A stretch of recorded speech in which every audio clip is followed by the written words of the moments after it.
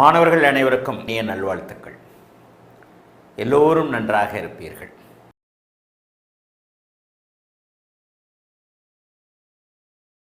இன்னைக்கு நுணுக்கமான பலன்களை அறிவது எப்படி அப்படிங்கிறதுல டக்குன்னு சனிக்கிழமை தான் தலைப்பு கொடுத்தேன். இன்னைக்கு பார்த்தீங்கன்னா கூட சனிக்கிழமை தான் அந்த தலைப்பையே போட்டிருப்பாங்க. என்ன சொல்கிறது, ஏது சொல்கிறது, எந்த இதில் நடத்துறது, எங்கே போனாலும் அது அப்படியே ஒரு பலன் அறியக்கூடிய அமைப்புகள் எப்படி அப்படிங்கிறதுல தான் வரும். அப்போ நுணுக்கமான பலன்கள் எங்கே இருக்கின்றன?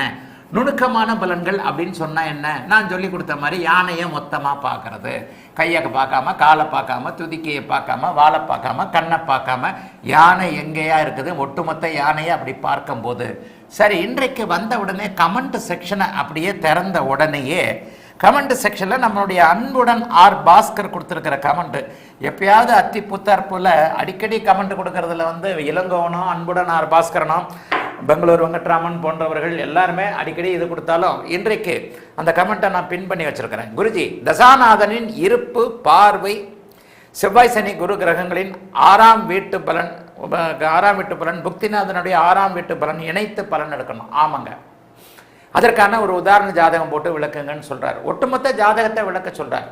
தசாநாதனுடைய இருப்பு, தசாநாதனுடைய பார்வை, நுணுக்கமான பலன்கள் அறிவது எப்படி? அவர் கமெண்ட்டை படிங்க. எல்லாருக்குமே எல்லாருடைய கமெண்ட் தெரியும்ல.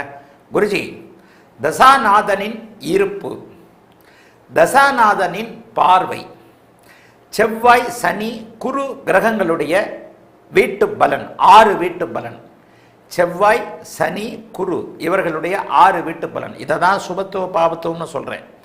சனி பார்வை கெடுக்கும், குரு பார்வை வளர்க்கும் அப்படின்னு சொல்றேன். அது அவர் நுணுக்கமாக செவ்வாய் சனி குரு கிரகங்களின் 6 வீட்டு பலன், புக்திநாதனுடைய 6 வீட்டு பலன். அதாவது செவ்வாய் தசையில சனி வந்தா புக்திநாதனுடைய பலன்களை அதுல தானே இருக்கு. சித்திரம், பிராணன், சூட்சமம், தசா, புக்தி, அந்தரம் இதெல்லாமே அது உள்ளதானே வருது. 9 9 9 அடுக்குகளாக உள்ளே போய்கொண்டிருக்கக்கூடிய அமைப்புகள் தானே அது உள்ள. உதாரண ஜாதகம் போட்டு விளக்கம்னு சொல்லிட்டாரு. சரி, உதாரண ஜாதகம் செவ்வாய் சனி குரு. இதுல செவ்வாயும் சனியும் பாவ கிரகங்கள், பாவத்துவமான கிரகங்கள். செவ்வாய் கூட முக்கால் பாவர், சனி முழு பாவர். செவ்வாயின் பார்வை ஒரு 25% நன்மையை தரும் அப்படிங்கிறது தான் அந்த பார்வை பலன்களுடைய ஒரு விதி. பார்வை பலன்களை திருப்பலத்தை, ஷட்பலத்தில் 3ஆவதாக சொல்லப்படுகின்ற அந்த திருப்பலத்தை எடுக்காம நீங்க பலன் சொல்லவே முடியாது. பலன்களை மாற்றக்கூடிய வல்லமை. பலன்கள் எப்படி நடக்கின்றன? பாவகங்களின் வழியாக நடக்கின்றன. பலன்களை எவை நடத்துகின்றன? கிரகங்கள் நடத்துகின்றன. நல்லா சில விஷயங்களை புரிஞ்சுக்கணும். பலன்களை நடத்துவது எது? கிரகங்கள், நட்சத்திரங்கள் இல்லை. உடனே நட்சத்திர கால்களில் அப்படி நிற்குது, இப்படி நிற்குதுன்னு சொல்ல வேண்டாம்.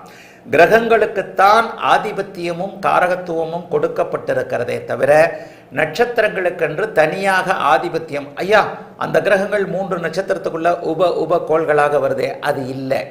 கொஞ்சம் யோசிச்சு பார்த்தீங்கன்னா நான் சொல்றதுக்கூடிய உண்மையான கருத்து விளங்கும் உங்களுக்கு. கிரகங்கள் தங்களுடைய ஆதிபத்தியங்கள் என்று சொல்லப்படக்கூடிய வீட்டு செயல்பாடுகளை, தன்னுடைய சொந்த செயல்பாடுகள் என்று சொல்லப்படக்கூடிய காரகங்களை பாவகங்களின் வழியாக நடத்துகின்றன. இந்த பாவகங்களின் வழியாக நடத்தும் போது நல்ல ஒரு பாவகத்தில் ஒரே பாவகத்தில் நல்லதும் இருக்கிறது, கெட்டதும் இருக்கிறது. ஒரு மனிதனிடம் நல்ல குணங்களும் இருக்கின்றன, கெட்ட குணங்களும் இருக்கின்றன. காலையில் ஒரு மாதிரி மூடில் இருக்கிறீங்க, மத்தியானம் ஒரு மாதிரி மூடில் இருக்கிறீங்க. எல்லாம் வேலை முடிச்சுட்டு வீட்டுக்கு போய் பொண்டாட்டி கொஞ்சம் நல்ல விதமாக நல்ல மூடில் பிடிச்சதை சமைச்சு வச்சுருந்து பிள்ளைங்க ஓடியாந்து அப்பான்னு கொண்டு இதாக கேட்கும்போது ஜாலி மூடுக்கு வந்துடுறீங்க. கொஞ்சம் ஓப்பனாக சொல்ல போனால் இளைஞர்கள் இரவில் 9 மணிக்கு மேலே இன்னும் அதிஜாலி மூடில் இருப்பீங்க. புரியுது இல்லையா? அப்போ ஒரு மனிதனுக்குள்ளேயே ஏகப்பட்ட அமைப்புகள், நல்ல கெட்ட அமைப்புகள் மாறி மாறி வரும் பொழுது கிரகங்களும் அப்படித்தான். கிரகங்களுடைய ஹவுஸ் அப்படின்னு சொல்லப்படக்கூடிய பாவகங்களும் நல்ல கெட்ட தன்மைகளைத்தான் கொண்டிருக்கின்றன. இந்த நல்ல கெட்ட தன்மைகள் அப்படிங்கிறதுல 8ஆம் பாவகம் முழுக்க கெட்டதா? இல்லை. 8ஆம் பாவகம் பெருமளவில் கெட்ட பாவகமாக நம்முடைய மூல நூல்களில் கூட சொல்லப்படலை. 8ஆம் பாவகத்தை விட 6ஆம் பாவகமே பெரிய அளவில் கெட்ட பாவகமாக சொல்லப்படுகிறது. 8ஆம் பாவகத்தில் ஆயுள் இருக்கிறது. மனிதன் வாழ்வதற்கு ஆயுள் தேவை. எதிர்பாராத அதிர்ஷ்டம்னு சொல்லப்படக்கூடிய ஒரு டக்குன்னு ஏதாவது ஒரு ஷாக்கிங்காக இன்ப அதிர்ச்சின்னு சொல்லப்படக்கூடிய ஏதாவது ஒன்று 8ஆம் பாவகத்தில் இருக்குது. அப்போ ஒரு பாவகம் நல்லதையும் தரும் தீயதையும் தரும் என்றால் அது எந்த வழியாக எப்படி தரும்? ஒரு கிரகம் நல்லதா கெட்டதா, அதனுடைய இருப்பு நல்லதா கெட்டதா? இருப்புன்னா என்னங்க? இருப்புன்னா என்ன? இப்போ அன்புடன் ஆர் பாஸ்கர் சொல்லியிருக்கின்ற இந்த விஷயம் நல்ல விஷயம். அவருக்கு கொஞ்சம் கமா இதெல்லாம் போடாமல் அதை நான் புரிஞ்சுக்கிறதுக்கே 2 நிமிஷம் ஆச்சு. என்ன சொல்கிறாரு? 6ஆம் இடத்து பலனை சொல்கிறாரா? அப்புறம்தான் செவ்வாய் சனி குரு கிரகத்துடைய 6 வீட்டு பலன் அப்படின்னு கேட்குறாருன்னு புரிஞ்சது. கமெண்ட்டை அன்புடன் ஆர் பாஸ்கரனுடைய கமெண்ட்டை மாணவர்கள் எல்லாம் படிங்க. குருஜி, தசாநாதனின் இருப்பு, தசாநாதனின் பார்வை, செவ்வாய் சனி குரு கிரகங்களின் 6 வீட்டு பலன் ஒட்டுமொத்தமாக பிடிச்சிட்டார். புக்திநாதனின் 6 வீட்டு பலன் இணைத்து பலன் எடுக்க உதாரண ஜாதகம் போட்டு சொல்லுங்க. தசாநாதன் யாராக இருக்கிறார்? தசாநாதன் சனியாக இருக்கும் பொழுது ஒரு விதமான அப்ரோச் தேவைப்படுகிறது. தசாநாதன் குருவாக இருக்கும் பொழுது ஒரு விதமான அப்ரோச் தேவைப்படுகிறது. தசாநாதன் தேய்பிரை சந்திரனாக இருக்கும்போது ஒருவித அப்ரோச் தேவைப்படுகிறது. தசாநாதன் வளர்பிரை சந்திரனாக பௌர்ணமி சந்திரனாக இருக்கும்போது ஒரு விதமாக தேவைப்படுகிறது. தசாநாதன் புதனாக இருக்கும்போது 2ம் கெட்டான் தனத்தோடு ஒரு விதமான அப்ரோச் தேவைப்படுகிறது. அப்போ இதெல்லாம் என்ன இவ்வளவு பீடிகை போடுறேன் அப்படின்னு சொன்னால், நல்லதும் கெட்டதும் கலந்த வாழ்க்கை. நீங்களே ஒரே மனிதரே நல்ல கெட்ட அமைப்புகளுக்கு சொந்தக்காரர்களாக இருக்கிறீர்கள் எனும் பொழுது கிரகங்களும் அப்படித்தான். இதைத்தான் நம்ம சுபத்துவம் பாவத்துவம்னு சொல்கிறோம். நம்முடைய கோட்பாட்டை கூட நல்ல கெட்ட சூட்சும தேரின்னு கூட மாற்றிடலாம். கரெக்டு தானே? நம்முடைய கோட்பாட்டை கூட சுபத்துவம் பாவத்துவம், சுப பாவம்னு எப்படி எதுக்காக பிரிச்சிருக்கிறோம்? ஏற்கனவே சுபர் பாவர் அப்படிங்கிற ஒரு விஷயங்கள் சமஸ்கிருத வழியாக வந்திருக்கிறதுனால அப்படி சொல்லியிருக்கிறோம். நல்ல கெட்ட சூட்சும வலு, நல்ல கெட்ட 2ம் கலந்த வலு தேரின்னு கூட சொல்லிடலாம் இல்லையா? ஆக எல்லாவற்றிலும் இந்த கலவைகள் இருக்கின்றன.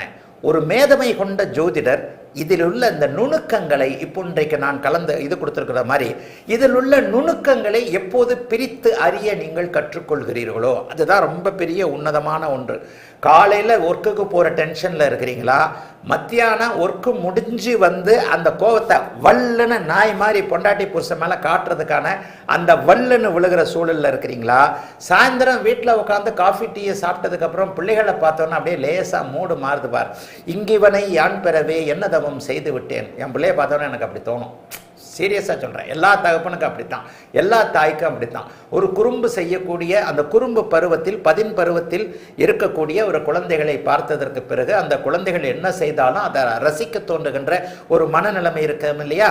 இங்கிவனை இங்குவளை யான் பெறவே என்ன தவம் செய்து விட்டேன் என்கின்ற ரசிக்கும் மனநிலைமையில், டென்ஷன் முடிஞ்ச மனநிலைமையில் இருக்கிறீங்களா? இதைத்தான் நம்ம பகை, நீச்சம் போன்ற உச்சம் போன்ற உறவுகளை சொல்கிறோம்.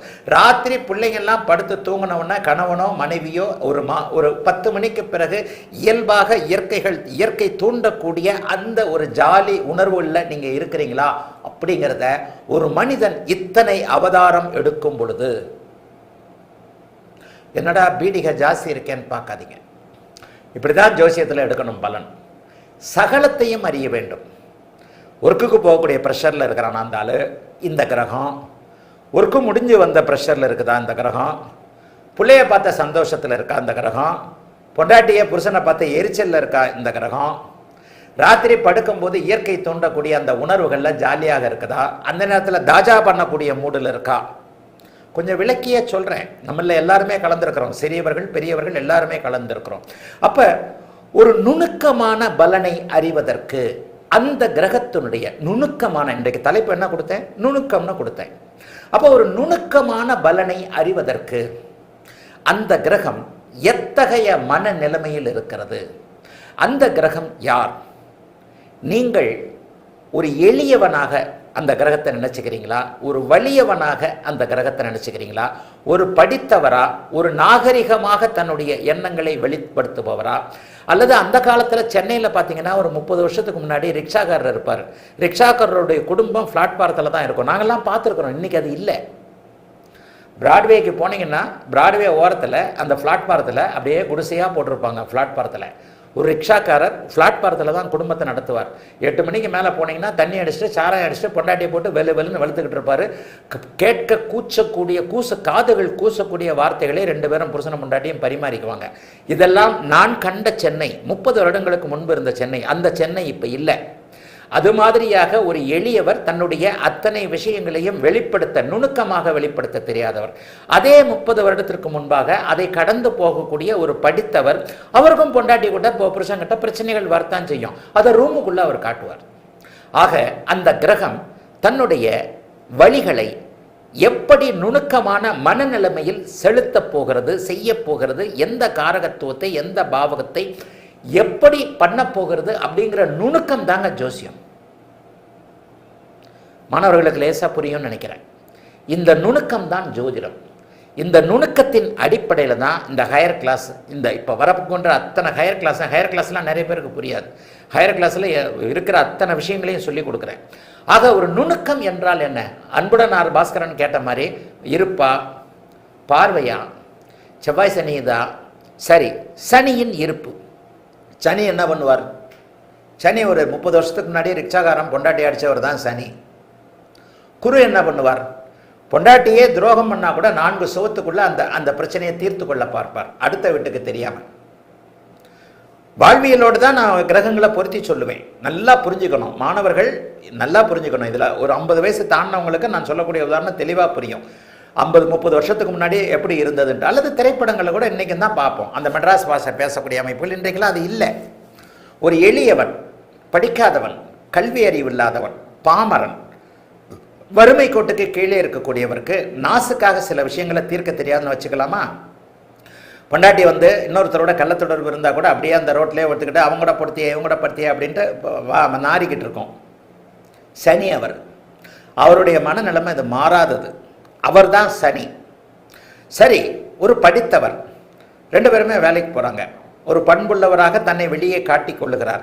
அவருக்கும் இதே பிரச்சனை வந்துருச்சு. தன்னுடைய மனைவியோ தன்னுடைய கணவனோ, ஆண் பெண் இருவரும் சமம் தான். ஒரு படித்த பெண், கணவர் வேறு மாதிரியான ஒரு தொடர்புகளில் வேறு மாதிரியான ஒரு டைவர்ஷனில் போகிறார் அப்படின்னு சொன்னால், எப்படியே நடு ரோட்டில் நின்றுக்கிட்டு கத்திக்கிட்டு அதை தீர்க்க விரும்ப மாட்டார். தன்னுடைய அப்பா அம்மாவையோ தன்னுடைய சொந்தக்காரங்களையோ கூட்டுட்டு நடு வீட்டுக்குள்ளே யாருக்கும் தெரியாமல் ஒரு பஞ்சாயத்து நடந்து டிவோர்ஸ் கொடுத்துட்டு போயிடுப்பா, அல்லது அம்மா நீ டிவோர்ஸ் கொடுத்துட்டு போயிடு, பிள்ளைய நான் பார்த்துக்கிறேன், இப்படி போட்டுட்டு நாசுக்காக போகும். இது குரு. அப்போ ஒவ்வொரு நிலையிலும் ஒவ்வொரு கிரகத்தினுடைய செவ்வாயின் விருப்பம் எது, சனியின் கள்ளத்தனம் எது, குருவின் நேர்மை எது, சூரியனின் ஆளுமை அதிகாரம் எது, சந்திரனின் மென்மை எது, சுக்கிரனின் ரசனை எது, புதனின் புத்திசாலித்தனம் எது, இவைகளை தெளிவாக தெரிந்ததற்கு பிறகுதான் நீங்கள் அந்த நுணுக்கமான பலன்கள் இதெல்லாம் மனசில் வந்துடணும் இல்லையா? அப்போ இப்போ இந்த அன்புடன் ஆர் பாஸ்கரன் கேட்ட மாதிரி இருப்பு, ஒரு கிரகம் இருக்கிறது, எந்த இடத்தில் இருக்கிறது? ஆரம்ப கிளாஸுங்களே அதை சொல்லி கொடுத்துருக்கிறேன். சனி ஒரு இடத்தில் இருக்கிறார், இந்த இடத்துல சனி இருக்கிறார். இந்த இடத்தில் நீச்சம். இந்த இடத்தில் நீச்சம் என்றால் இந்த சனி என்ன செய்கிறார்? Lateral thinking. சனியின் குணம் என்ன? பொண்டாட்டியை ரோட்டில் போட்டு அடிக்கிறது, சாயந்தரமான சாராயம் குடிக்கிறது, பொறுப்பற்று இருத்தல், பிள்ளைகளை படிக்க வைக்காமல் இருக்கிறது, பிள்ளைகளை பதவதன் பெற்று போட்டால் கூட பிள்ளைகள் தானாக வளரணும்னு நினைக்கிறது. இதெல்லாம் சனியின் குணம் இல்லையா? இந்த சனியின் குணம் இந்த இடத்தில் இருக்காது. நுணுக்கம், இந்த சனியின் குணம் இந்த இடத்தில் இருக்காது.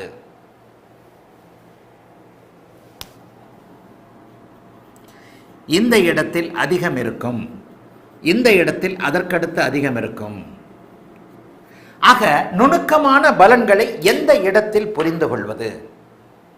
இதைத்தான் லாட்டரல் திங்கிங்னு நம்ம சூட்சுமவலன்னு சொல்கிறோம். சனி தன்னுடைய வலுவை இழந்திருப்பது எப்படி, தன்னுடைய வலுவை அடைந்திருப்பது எப்படி, ஆட்சி என்கின்ற அமைப்பில் மூலத்திரிகோணம் என்கின்ற அமைப்பில் இருப்பது எப்படிங்கிறத நீங்கள் மேலோட்டமாக சில நேரங்களில் நான் ரொம்ப தெளிவாக சொல்லுவேன். என்னோடய வீடியோவை தவிர வேறு எந்த வீடியோவும் பார்க்காதீங்கன்னுவேன். பயங்கரமான சுயநலம் எனக்கு. நீங்கள் டைவர்ட் ஆகிடுவீங்க. ஜோதிடத்தில் ஒரு நிலையில் பரம்பொருள் பட்டன என்னுடைய நெத்தி பொட்டில் அடித்து என் உச்சந்தலையில் தட்டி டே இந்த பாரா இதாண்டா உண்மை அப்படின்னு சில விஷயங்களை உண்மையை புரிய வைத்திருக்கிறார். சனி நீச்சம்னா அப்படியா, சனியுடைய காரகத்துவங்கள் அமைப்புகள் அப்படியே இருக்குமா? இருக்காது அப்படிங்கிறது தான் அர்த்தம். அதற்கப்புறம் அந்த ஸ்டெப்பை பாவத்துவத்தில் கொண்டு வரணும். நீச்சம் சனியின் குணங்கள் இருக்காது. சனியின் குணங்கள்னா என்னங்க? இப்போ நான் சொன்ன ரிக்ஷாக்காரன் தெருவில் ரோட்டில் போட்டு பொண்டாட்டியை போட்டு அடிக்கிற குணம். சனியின் மந்தம். சனி நீச்சமானால் மந்தத்தனம் அதிகரிக்குமா? சனி உச்சமானால் மந்தத்தனம் அதிகரிக்கும். சனி நீச்சமானால் மந்தத்தனம் குறையும், இருக்காது. காலங்காலமாக நம்ம உணர்ந்தது வேறு மாதிரியானது. ஆனால் இன்றைக்கு நுணுக்கமான பலன்களை உங்களுக்கு சொல்லிக் கொடுக்கக்கூடிய அமைப்பில் இதைத்தான் நான் 10-15 வருஷத்துக்கு முன்னாடியே சூட்சும தியரின்னு எழுதினேன். இதில் நீங்கள் ரொம்ப கவனமாக இருக்கணும்.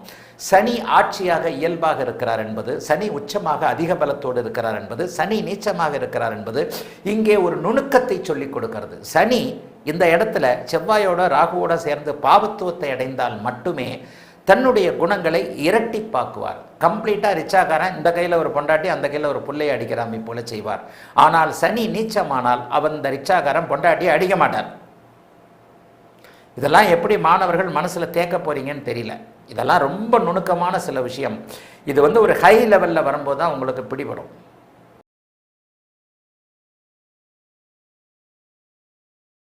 ஒரு பிறந்த குழந்தையின் ஜாதகம் வருகிறது. ஒரு பிறந்த குழந்தையின் ஜாதகம் வருகிறது. கடகத்தில் சனி இருக்கிறார். நெடுத்தடுப்பில் என்ன தோணணும் உங்களுக்கு? இந்த இடத்துல அம்மாவிற்கு குற்றம் இருக்கிறது. அம்மாவிற்கு குற்றம் இருக்கிறது அப்படின்னு சொன்னால் அந்த அம்மாவிற்கான குற்றத்தை அமைப்பை எப்படி பொருத்துவது? அப்படியே லக்னத்தை பார்த்து 4ஆம் அதிபதி எப்படி இருக்கிறார், கடகாதிபதி முதல்ல வர வேண்டியது கடகாதிபதி எங்கே இருக்கிறார். ஒரு மாதத்திற்கு ஒரு முறை அவர் அமாவாசையாகவும் ஒரு மாதத்திற்கு ஒரு முறை பௌர்ணமியாகவும் மாறக்கூடிய தன்மை அவருக்கு உண்டு. அப்போ 15 நாளில் என்னவாகிறார், 15 நாளில் என்னவாகிறார் என்பதை பொறுத்து இவர் அமாவாசையை நோக்கி நெருங்கி கொண்டிருக்கிறாரா, தாயின் அமைப்புகள் வீக்காக இருக்கின்றன. கவனம், இந்த குழந்தையோட அம்மா எப்படி இருக்கு? நுணுக்கமான பலன் அறிவது எப்படி? இந்த குழந்தையோட அம்மா எப்படிங்க இருக்கும்? கடகத்துக்கு வந்தாச்சு. கடகத்தையே கொஞ்சம் ஸ்பெசிஃபிக்காக இருக்கக்கூடிய கடகத்திற்கே வருகிறேன். இப்போ அன்புடனார் பாஸ்கரன் சொன்ன மாதிரி, அன்புடனார் பாஸ்கரன் யாருமே கமெண்ட் கொடுக்கக்கூடாது. கமெண்ட் கொடுக்கலன்னா தான், ஆமாம் கமெண்ட் யாரும் கொடுக்காம தான் இருக்கிறீங்க. அதான் கமெண்ட் கொடுக்கறீங்கன்னா நீங்கள் வகுப்பில் ஆழ்ந்திருக்கிறீர்கள் என்று அர்த்தம். கடகத்தில் இருக்கக்கூடிய சனி, இப்போ கடகத்தில் இருக்கக்கூடிய ஒரு சனிக்கு குழந்தைக்கு நீங்கள் பலன் சொல்ல வேண்டியது இருக்கிறது. ஒரு போன வருஷம்தான் பிறந்தது. போன வருஷம் கடகத்திலிருந்து பிறந்திருக்காது. போன வருஷம் கடகத்திலிருந்து பிறந்திருக்காது. கடகத்தில் சனி இருக்கும்போது 2004, 2005 இருக்கும். கடகத்தில் சனி இங்கே இருக்கும்போது 2004, 2005, 2006 இந்த 3 வருடங்களில் ஏதாவது ஒரு வருடங்களாக இருக்கும். என்னுடைய டக்குன்னு வந்தோன்ன ஞாபகம் 2004, 2005 தான் இருக்கும். 2006 எண்டில் இதாக இருக்கும்னு நினைக்கிறேன். இந்த 3 வருடங்களில் ஏதாவது ஒரு வருடங்களாக இருக்கும். அப்போ இப்போதைக்கு கடகத்தில் சனி இருக்கக்கூடிய ஒருவருக்கு இப்போது 22 வயசு இருக்கலாம், 23 வயது இருக்கலாம். அப்போ 22, 23 வயதில் இருக்கக்கூடிய ஒருவருக்கு அம்மாவை பற்றிய கேள்வி வரும்போது உங்களுடைய நுணுக்கமான பலன் அறியும் திறமை டக்குன்னு உடனே எங்கே போகணும்? இதைத்தான் நான் ஒவ்வொரு கிளாஸாக சொல்லி கொடுத்துக்கிட்டு இருக்கிறேன். என்னில் பாதியாவது என்னில் முக்கால்வாசியாவது ஒரு மாணவர் வந்து விடுவீர்களா அப்படிங்கிற ஒரு ஆர்வம் கலந்த எதிர்பார்ப்போடு நான் இருக்கிறேன் என்பதுதான் உண்மை. இப்போ இந்த இடத்துல அன்புடனார் பாஸ்கரன் கேட்ட மாதிரி, ஐயா தசாநாதனின் இருப்பு பார்வை சனி திசை வரப்போகிறது. இப்போ ஒரு விதியை சொல்லிட்டேன். என்ன விதியை சொல்லிட்டேன்? சனி உச்சமாக இருந்தால் என்ன, சனி நீச்சமாக இருந்தால் என்ன, சனி இந்த இடத்துல 2 இடத்துல இருந்தா என்ன, சனி இந்த 2 இடத்துல இருந்தால் என்ன, இந்த 2 இடத்துல இருந்தால் என்ன, இந்த இடத்தில் இருந்தால் என்ன, இந்த 3 இடங்களில் இருந்தால் என்ன என்பதை தெள்ள தெளிவாக மனசுல பசுமரத்து ஆணி போல பதிக்க வைத்திருக்கிறேன். பெரிய விஷயம் அது. பசுமரத்து ஆணின்றது ஒன்றும் சாதாரணமான விஷயம் கிடையாது. சனி இப்படி இருந்தால் எப்படி என்பதை மிக தெளிவாக அது நீங்கள் தெரிஞ்சுக்கிட்டே ஆகணுன்றதுக்காக விலக்கி சொல்லியிருக்கிறேன் இல்லையா? அப்போ தான் அந்த சனியை பற்றிய நுணுக்கமான பலனை நீங்கள் அறிய முடியும். சனியை எடுத்துக்குவோம். சனியை புரிஞ்சா ராகுவை புரிஞ்சாலே பெரிய அளவில் நீங்கள் ஜோசியத்தை கற்றுக்கிட்டீங்கன்னு அர்த்தம். சரி, இப்போ இந்த இடத்துல சனி இப்படி இருக்கிறார், சனி இப்படி இருக்கிறார் என்பது இங்கே நட்சத்திரத்தை அடிப்படையில் வந்தால் என்ன வரும்? புனர்பூச நட்சத்திரம், பூச நட்சத்திரம், ஆயில்ய நட்சத்திரத்தில் அந்த காலில் நிற்கிறார், இந்த காலில் நிற்கிறார், அந்த கையில் நிற்கிறார்னு சொல்லிட்டு பலன்களை அறிய முடியாமல் போகும் நட்சத்திரத்தின் அடிப்படையில். ஆனால் உண்மை என்ன? கடகத்தில் இருக்கக்கூடிய சனி என்ன செய்வார்? வந்த உடனே தாயாரால ஏதாவது ஒன்று செய்வார். ஏன்னா கடகம் பொதுவான தாயாருடைய வீடு. இன்னொன்று அது நீர் வீடு. அப்போ தாயை பிரிக்க வைப்பார், வேற இடங்களுக்கு போக வைப்பார், வெளி இடங்களுக்கு போக வைப்பார், கடலை தாண்ட வைப்பார், ஆறு தாண்ட வைப்பார். கடலையோ ஆறையோ தாண்ட போறீங்க சார் படிக்கிறதுக்காக, அம்மாவை மடியில் கட்டிட்டு தூக்கிட்டு போக மாட்டீங்கல்ல. ஒரு பொம்பளை பிள்ளை இருக்கும்போது அந்த பொம்பளை பிள்ளைக்கு சமைச்சு போடுறதுக்கு அம்மாவும் பொண்ணும் வேற காலேஜ் படிக்கும்போது 4-5 வருஷம் இருந்தவங்கலாம் எனக்கு தெரியும். ஆனால் கடகத்தில் சனி இருக்கும்போது வேறு. ஒரு 18 வயசில் ஒரு பாப்பா +2 தாண்டி காலேஜ் போக போகுது, ஹாஸ்டலில் சேர்க்கறதுக்கு விருப்பம் இல்லை. அம்மாவே போய் நான் இங்கே இருக்கிறேன், வீட்டுக்காரர் இங்கே வேலை செய்கிறாரு, பையன் இங்கே இருக்கட்டும், இப்படிலாம் குடும்பங்கள் எனக்கு தெரியும். காலேஜ் படிக்கிற வரைக்கும் நானும் பாப்பாவும் ஒரு வீடு எடுத்து தங்கியிருந்தோம். பாப்பா இங்கே தான் இருந்தது, நான் தான் பாப்பா கிட்ட சமைச்சு போட்டுக்கிட்டு அது காலேஜ் போட்டுட்டு நானும் அங்கே இருந்தேன், என் வீட்டுக்காரர் என் பையனும் மெட்ராஸில் இருந்தாங்க, அங்கே இருந்தாங்க இங்கே இருந்தாங்கன்னு சொல்லுவாங்க. அந்த மாதிரியானவர்களுக்கெல்லாம் கடகத்தில் சனி இருக்காது. கடகத்தில் சனி இருக்கும் பொழுது சனி தசை வந்த உடனே, இப்போ சனி தசையை பற்றி தான் பேச்சு. அடிக்கடி ஒரு வார்த்தை சொல்லுவேன், அன்பு மாணவர்களே, ஒரு கிரகம் செய்ய வேண்டியதை எப்போது செய்யும்? தன்னுடைய தசையில் முழுமையாக செய்யும். தன்னுடைய புக்திகளில் தசாநாதனின் கட்டளைக்கு ஏற்ப செய்யும், பாதியாக செய்யும், மினியேச்சராக செய்யும், தன்னுடைய தசையில் அது முழுமையாக செய்யும் இல்லையா?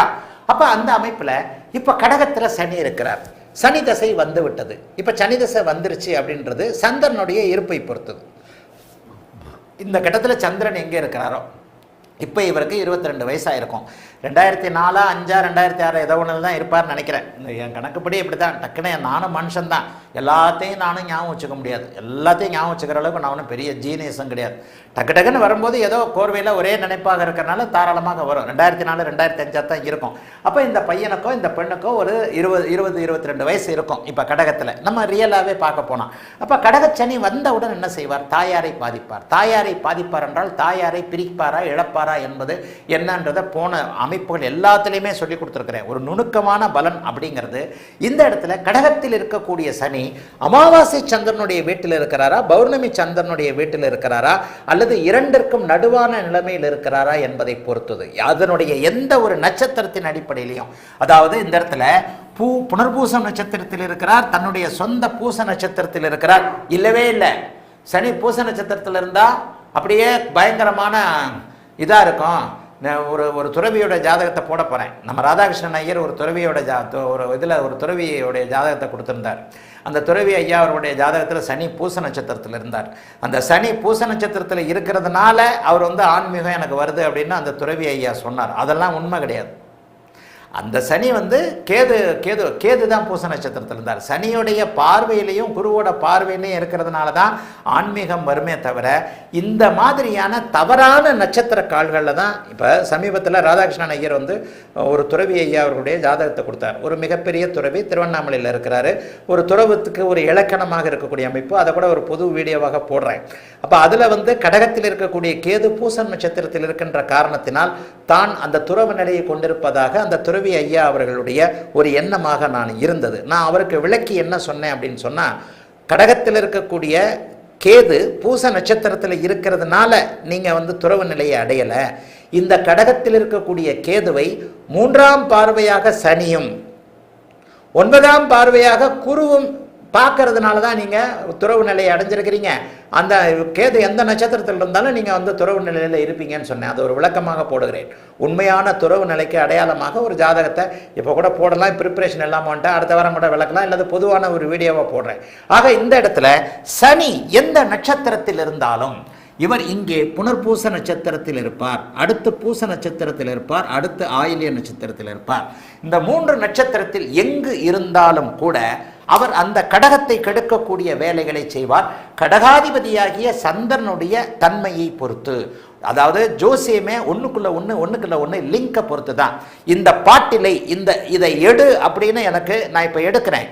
இப்போ இதை எடுப்பதற்கு மூளை என்னுடைய கைகளுக்கு கட்டளையிட்டு மூளை சொன்ன அந்த அமைப்புகளை கை செய்து இப்போது இந்த பாட்டிலை எடுக்க வைக்குது.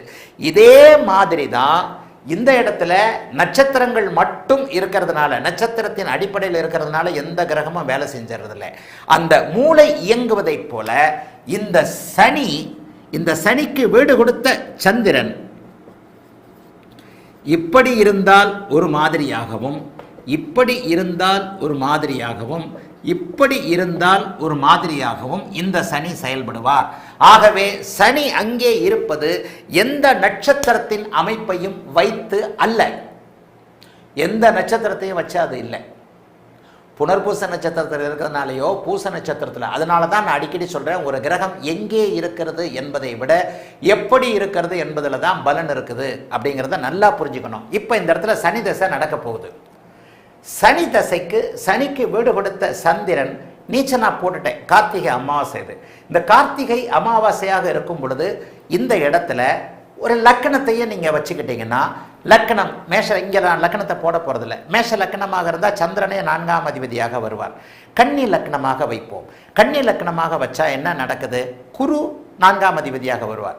குரு 4ஆம் அதிபதியான அந்த குரு எங்காவது ஒரு இடத்தில், இப்போ அந்த கன்னி லக்கணமாகவே போட்டுறேன். இந்தாங்க ஐயா, 4ஆம் வீட்டிற்கு 8, 12ஆம் இடங்கள்லையோ 4ஆம் வீட்டிற்கு மறைவு அமைப்புகள்லையோ அவர் இருக்கும் பொழுது இந்தாங்க இப்படியே போட்டுடுறேன். இப்படி இருக்கிறார்னு வைங்க. அப்ப என்ன நடக்கும்? கடகத்தில் இருக்கக்கூடிய சனி வந்து விட்டார். கடகாதிபதியாகிய சந்திரன் வலிமையற்று இருக்கிறார், அமாவாசை அமைப்பில் இருக்கிறார். மற்ற 3 நிலைகளை நீங்க பார்க்கவே வேண்டாம். ஒரு பலன் எந்த இடத்தில், நட்சத்திரங்களில் எந்த நட்சத்திரங்களில் இருந்தாலும் கூட அந்த பலன் எப்படி மாறுகிறது என்பது சுபத்துவ பாபத்துவ அடுக்குகளை, ஒளி அடுக்குகளை பொறுத்தது என்பதற்காகத்தான் இந்த விளக்கம். நல்லா பாருங்க, இந்த இடத்துல இந்த 3ஐயும் நான் எடுத்துறேன். இப்போ இந்த 3ஐயும் எடுத்துட்டேன். லக்னத்தை நான் கொண்டு வந்துட்டேன். லக்னத்தை கொண்டு வந்ததற்கு பிறகு சனி இங்கே, இப்போ இந்த இடத்துல சனி தசை வருமா அப்படிங்கிறத நம்ம எடுத்துக்க வேண்டாம். விசாக நட்சத்திரத்தில் பிறந்திருந்தா சனி தசை சீக்கிரமாகவே வந்து போயிடும். அப்படி விசாக நட்சத்திரத்திலேயே பிறந்திருக்கிறான்னு வச்சுக்குவோம். சனி தசையில் சந்திர புக்தியில் இந்த ஜாதகருடைய அம்மா கண்டிப்பாக இறந்தே போய்விடுவார்கள். அதில் எந்த மாற்றமும் இல்லை.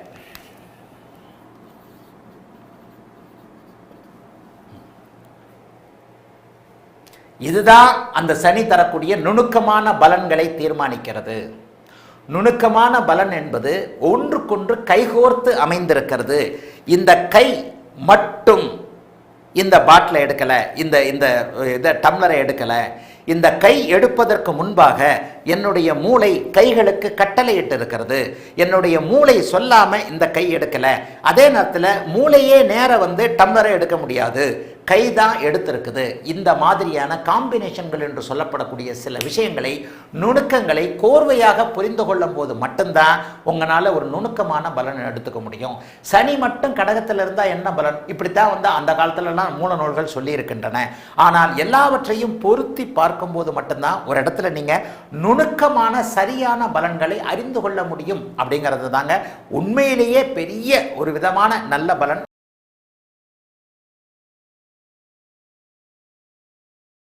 இந்த இடத்துல அமாவாசையாக இருக்கக்கூடிய சந்திரன் இங்கே வளர்பிறை 7வது நாளாக இருப்பார். சப்தமி திதி, சஷ்டி, சப்தமி, அஷ்டமி திதிக்கு வருவார். அவர் அந்த 7வது 8வது நாள்ல இருந்து அவர் உயிர்ப்புடன் இருக்கிறார். இந்த உயிர்ப்புடன் இருக்கக்கூடிய தன்மை இந்த இடத்துல அவருக்கு உயிர் நல்லாவே வந்துடுது, செயல்படக்கூடிய தன்மைகள்ல வந்துடுது. இங்கிருந்து இந்த 3 ராசிகளுக்குள்ள அவர் போய் அந்த 4வது ராசிக்கு வரும்போது பூரண ஒளித்தன்மையோடு முழு அமைப்போடு இருக்கிறார். அவர் அங்கே சந்திர அதியோகத்தின் நாயகனாக இருக்கிறார். இங்கே கடகத்தில் இருக்கக்கூடிய இந்த சனி இங்கு இருக்கும்போது இறந்த நிலையில் இருக்கிறார். சனி, சந்திரன் இல்லை, சனி இறந்த நிலையில் இருக்கிறார். இந்த சனியை மறுபடியும் சனி தசைக்காக தான் நான் சொல்லுவேன். இது அம்மாவுக்காக மட்டும் இல்லை, சனி தசை எப்படி வேலை செய்யுன்றதுக்காக. கடகத்தில் மட்டும் சனி இருக்கிறார். சனிக்கு எந்த தொடர்பும் கிடைக்கல. கடகத்தில் சனி இருக்கிறார். சனிக்கு செவ்வாயுடைய தொடர்போ குருவுடைய தொடர்போ யாருடைய தொடர்பும் கிடைக்கல. நிறைய பேருக்கு அப்படி இருக்கும். தொடர்புகள் கிடைத்தாலாவது நீங்கள் கடகத்தில் இருக்கக்கூடிய சந்திரனை, சனியை நீங்கள் புரிஞ்சுக்க முடியும். சனியை இப்படி புரிஞ்சுக்க முடியாதனால தான் பூச நட்சத்திரத்தில் அவர் இருந்தால் ஒரு மாதிரி, புனர்பூச நட்சத்திரத்தில் இருந்தால் ஒரு மாதிரி, ஆயில்ய நட்சத்திரத்தில் இருந்தால் ஒரு மாதிரின்னு நட்சத்திர கால்கள் வந்தன. இல்லை, நட்சத்திர சாரம் அதில் வந்தது, அதில் இல்லை. கடகத்தில் இருக்கக்கூடிய சந்திரனை நீங்கள் எப்படி புரிந்துக்கணும்னா, இப்ப பாஸ்கரன் பிரீத்தியா யாரோ ஒருத்தர் கேட்டிருந்தாரு, ஹரி பர்வீனா பாஸ்கரனா ஹரி பர்வீன் பிரவீன் யாரோ நினைக்கிறேன், திதியை பற்றி விளக்குங்கள்னு அவர் சொன்ன மாதிரி இந்த சனி உயிரோடு இருக்கிறாரா, உயிரோட்டமாக இருக்கிறாரா, எப்படிப்பட்ட பலன்களை தரப்போகிறார் என்பது சனிக்கு வீடு கொடுத்த சந்திரனை பொறுத்தது. கடகாதிபதியில சப்போஸ் கடகாதிபதி சந்திரன் இப்ப இந்த இடத்துல டெட் ஆகி போனார், கார்த்திகை அமாவாசையில தான் இருக்கிறாரு, எல்லாம் பிழைச்சுக்குச்சு. இதைத்தான் சுபத்துவ பாபத்துவம்னு சொல்றேன். எல்லாம் பிழைச்சுக்கிச்சு, சூரியனும் சந்திரன் அமாவாசை சந்திரனும் பிழைச்சுக்கிட்டாரு, சனியும் பிழைச்சுக்கிட்டாரு, இப்படியும் இதெல்லாம் இருக்காது. அப்போ ஒரு சனியின் நுணுக்கமான பலன்களை அறிவது எப்படி?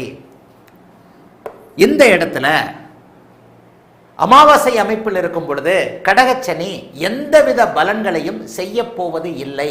ஜாதகரை குழிக்குள் தள்ளப் போகிறார்.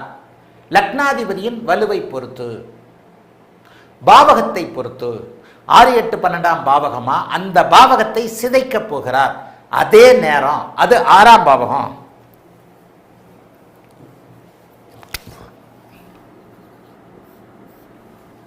இந்த 6ஆம் பாவகத்துல சனி உட்கார்ந்து இருக்கிறாரு. ஜாதகருக்கு நல்லது. கடன் இல்லை, நோய் இல்லை, வேலையும் இல்லை. 10ஆம் பாவகம் எப்படி இருக்குன்றத பாருங்க. முரண்பட்ட ஜோதிடம், விதி விலக்குகளுக்கு அடங்கிய ஜோதிடம். இங்க கும்ப லக்னம், 6ஆம் பாவகத்தில் சனி ஸ்தான பலத்தை இழந்திருக்கிறார். சனிக்கு வீடு கொடுத்தவனும் ஸ்தான பலத்தை இழந்திருக்கிறார். ஆனால் 6ஆம் பாவகம் கெட்டுப்போச்சு. 6ஆம் பாவகத்துடைய கடன் அந்த அமைப்புகள். ஆனால் சனி 6ஆம் பாவத்திலிருந்து தானே இயக்குவார், லக்னாதிபதியாக இருந்து இயக்குகிறார் என்கின்ற காரணத்தினால் ஜாதகர் நன்றாக இல்லை. இப்ப இதே இவர் லக்னாதிபதி இல்லை, வேறொரு லக்னாதிபதி, அந்த லக்னாதிபதியின் அமைப்பை வைத்து சனி திசைக்கு பலனை சொல்லணும். இந்த 6ஆம் பாவகம் தான் ரொம்ப குழப்பம் உங்களை. இப்ப இந்த இடத்துல துலா லக்கணமா வச்சுக்குவோம். லக்கணத்துல சுக்கிரன் இருக்கிறார், 10ஆம் இடத்தில் சனி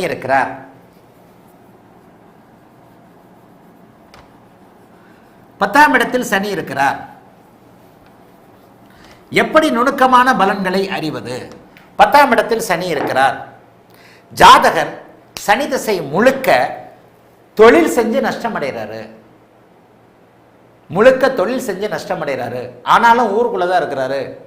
குடும்பத்தில் எதுவும் பிரச்சனைகள் இல்லை, ஆள் சமாளிச்சுக்கிட்டு இருக்கிறாரு. சனி திசை அவருக்கு கையொடுக்கவில்லை. ஆதிபத்திய விசேஷமுள்ள கிரகமாக இருந்தாலும் கூட சனி திசை தாங்க நல்லா இருக்குன்னு சொன்னாங்க. சனி திசை தான் என்னை போட்டு படுத்தி எடுத்துருச்சு.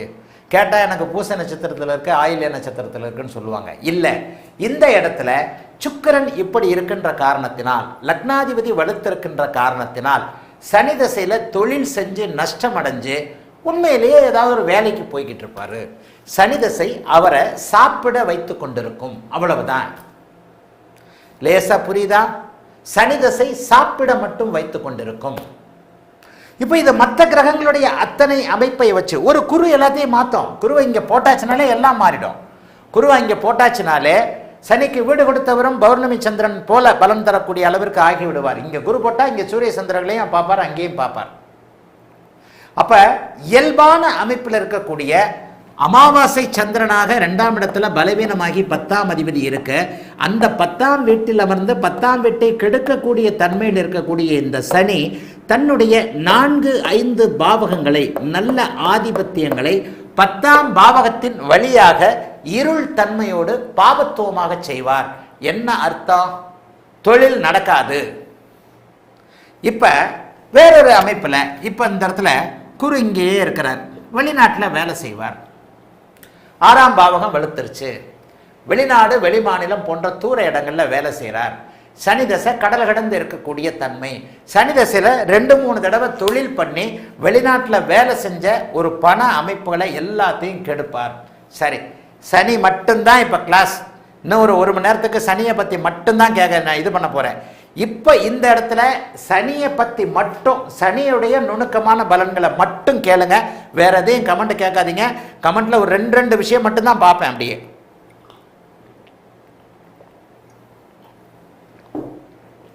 இப்ப ஒருத்தர் கேட்கிற மாதிரி, இப்ப இந்த சந்திரனுடைய அமைப்பை வந்து இப்படி சொல்றீங்களே அப்படின்னு சொன்னீங்கன்னா, இதே சந்திரன்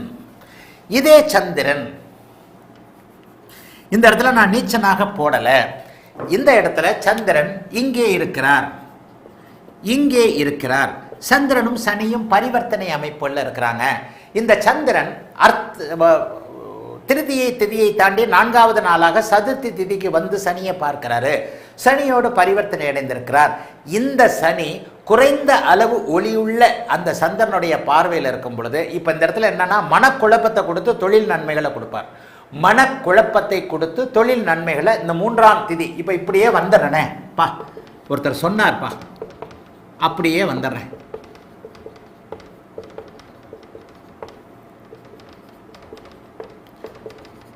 இந்த சனியின் பலன்கள் கண்டிப்பாக எந்த திதியில் சந்திரன் இருக்கிறார் என்பதை பொறுத்தது. அமாவாசை திதியில் இருக்கக்கூடிய இந்த சந்திரன் கண்டிப்பாக வேறு எந்த விதமான தொடர்புகளும் சனிக்கு இல்லாத போது, ஜாதகத்தின் மற்ற பலன்களை பொறுத்து 12இல் குரு இருந்தாலோ, 6ஆம் இடத்தை குரு பார்த்தாலோ, 6ஆம் இடத்தோடு வேறு யாராவது தொடர்பு கொண்டு 6ஆம் பாவகம் லக்னத்தை விட சுபத்துவமாக இருந்தாலோ, ஜாதகர் பிழைக்க வேண்டும் என்பதன் அடிப்படையில் இந்த சனி தசை அவரை தொழிலில் நஷ்டம் செய்ய வைத்து, வேலையை செய்து அந்த வேலையில கிடைச்ச பணத்தை தொழில்ல வியாபாரத்தில் நஷ்டப்பட வைப்பார். நிறைய பேர் பார்த்துருக்கிறீங்க. இந்த மாதிரி 1.5 லட்சம் 2 லட்சம்னு வேலை செஞ்சிருப்பாங்க. 5 வருஷம் வேலை செஞ்சு 40 லட்சம் 50 லட்சம் சம்பாதிச்சிருப்பாங்க, சேர்த்து வச்சிருப்பாங்க.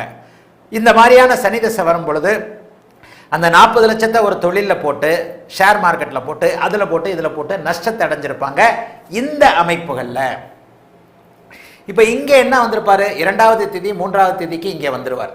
2வது திதி 3வது திதிக்கு வரும் பொழுது 40 லட்சம் நஷ்டம் என்பது 20 லட்சம் நஷ்டமாக குறைந்திருக்கும். நஷ்டத்தின் அளவு குறையுமே தவிர, கஷ்டத்தின் அளவு காலம் குறையுமே தவிர, இந்த இடத்துல பரிபூர்ண உச்சமாக கையில் இருக்கக்கூடிய 40 லட்சம் 4 கோடி எல்லாத்தையும் காலி பண்ணக்கூடிய சனி இந்த இடத்துல ஒரு 90%, 80%, 70% நஷ்டத்தை, இப்ப இந்த இடத்துல நஷ்டத்துடைய தன்மையை அப்படியே குறைச்சிக்கிட்டே வந்து இந்த இடத்துல வரும்போது லாபத்துடைய தன்மையை அதிகரிச்சுக்கிட்டே வாங்க. இவ்வளவுதான். திதி என்ன செய்யும்? ஹரி பிரவீன் யாரோ ஒருத்தர் கேட்டார், திதி என்னங்கய்யா செய்யும்? இந்த பஞ்சமி திதியிலிருந்து அவர் ஓரளவிற்கு நல்லா வந்து, சப்தமி திதியிலிருந்து அவர் முழு நிலவாகி, பாதி நிலவாகி, முழு நிலவை நோக்கி போகக்கூடிய அந்த அமைப்பு சந்திரனுக்கு கடகத்தில் இருக்க, சனி கடகத்தில் இருக்கும் பொழுது இப்படித்தாங்க ஒவ்வொரு கிரகத்துக்கும் பார்க்க சொல்றேன்னா, இதைத்தான் ஆரோகணம் அவரோகணம் என்கின்ற அமைப்புல பூடகமாக சில நிலைகளில் மூல நூல்கள் சொல்லுகின்றன. குரு எங்கே போய் கொண்டிருக்கிறார்? சந்திரன் மட்டும்தானா கிரகம்? புதன் எந்த நிலையில் இருக்கிறார்? வீடு கொடுத்தவன் எந்த நிலையில் இருக்கிறார்? தசாநாதன் எந்த நிலையில் இருக்கிறார்? வீடு கொடுத்தவனோ தசாநாதனோ பார்க்கின்ற கிரகமோ எந்த நிலைமையில் இருக்கிறது என்பதை அவர்களுடைய பரிபூரண நிலை அமைப்புகளை மட்டும் வைத்தே தான் நீங்கள் நுணுக்கமான பலனை அறிய முடியும். வேற எதுலையும் கிடையாது. உதாரணத்திற்கு பேச்சு வழக்கில் இப்ப நம்ம வந்து கடகாதிபதி சந்திரனை எடுத்துட்டோம். சந்திரன் ஒரு ஸ்பெஷல் கிரகம், 15 நாள் தேயக்கூடிய வளரக்கூடிய கிரகம். குருவின் வீட்டில் ஒருத்தர் இருக்கிறார், 12 வருஷத்துக்கு ஒரு தடவை தேயக்கூடிய வளரக்கூடிய கிரகம் குரு. பாயிண்ட் புரியுதா? பாயிண்ட் புரியுதா இல்லையா? நேரில் இருந்தீங்கன்னா மண்டையிலே கொட்டுவேன், எல்லாரையும் மண்டையிலே கொட்டுவேன். குருவின் வீட்டில் சனி இருக்கிறார்.